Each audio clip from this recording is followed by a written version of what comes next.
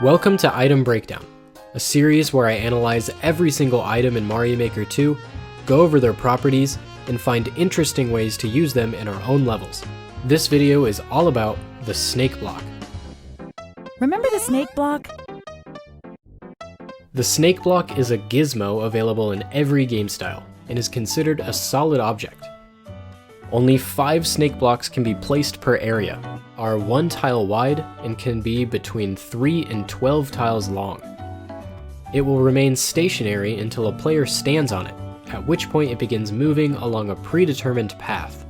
This path can be up to 120 tiles in length, but cannot go through any solid terrain or coins. When a snake block reaches the end of its path, it stops, then crumbles away after a moment. Its only variant is the blue snake block, which simply increases the speed at which it travels. Snake blocks do not automatically respawn, unless the level is being played in online multiplayer. In local play, it will respawn if the player is at least 21 blocks away from its starting position, or if the area is reloaded. The snake block will push any kind of enemy, item, or gizmo without slowing down. Other objects that are considered solid are pushed as well, as long as another solid object isn't in front of them. Otherwise, all objects being pushed will be crushed between the snake block and the solid object. This also applies to winged blocks and springs in 3D World.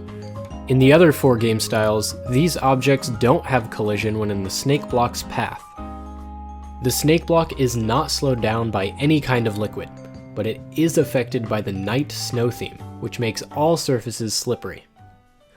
So, now that we know how it works, how do we work with it?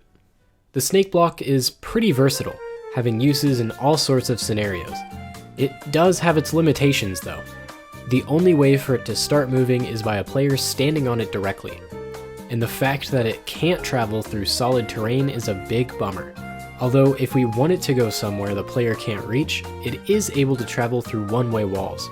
And to work around the fact that it can't push multiple solid objects at once, we can stack however many we want onto a single object and get the same effect. These are fringe cases though. The snake block works well as both a supporting and main mechanic. It could be an occasional unstable feeling platform, or the only kind of platform in your level. It can be used as cover against crushers, or threaten to crush you. It can even be used in some contraptions such as timers, path openers, path closers, you name it. Here I've used the snake block to create a wall jumping challenge. The player is forced to activate these 2 snake blocks as soon as they enter the room, and must keep up with them in order to reach the top. In this example, the snake block is the only way across the lava. There are moments where the player must depart from the snake block and then reboard it, which have optional collectibles if the player is confident they won't miss their ride. If you're making a level like this, remember to keep in mind that nobody likes waiting. Give the player something to do whenever there is downtime, and try not to make these sections too long. The longer the ride, the more time the player will spend in sections they've already seen if they die before a checkpoint. Finally, the fact that the snake blocks can push other solid objects can create interesting puzzles. For instance, here's a puzzle where a thwomp is needed to break through these stone blocks.